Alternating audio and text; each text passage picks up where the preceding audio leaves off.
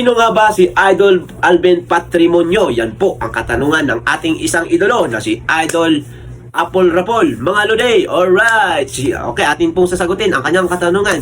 Si Alvin Patrimonio, mga idol, ay isa sa pinakadakilang manlalaro sa kasaysayan ng Philippine Basketball Association or PBA. Kilala siya sa isang bansag na captain dahil sa kanyang pamumuno at katatagan sa loob ng court. Narito ang ilan sa kanyang mga tagumpay o naging individual award, mga Luday. 4 na beses na naging PBA Most Valuable Player or MVP. Anong taon ito? Ito po ay ang 1991, 1993, 1994 at 1997. Naglaro siya sa buong PBA career niya sa Pure Port franchise na ngayon ay kilala bilang Magnolia Hotshot. Sa Pilipinas, ilang beses niyang kinatawan ang Pilipinas sa mga international tournament or torneo kabilang ang Asian Games.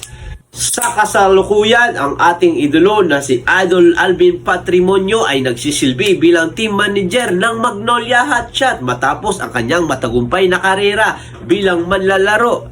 And once again, thank you so much, Idol Apple Rapol. And once again, I'm Kuya Ariel TV. I'm one of the local content creator here on our beloved place. And my dream is to become a Kuya Bubbles and Kuya Kim. And if you want to know more about fact, science, and everything in this world, just follow me. And that was Irish Number.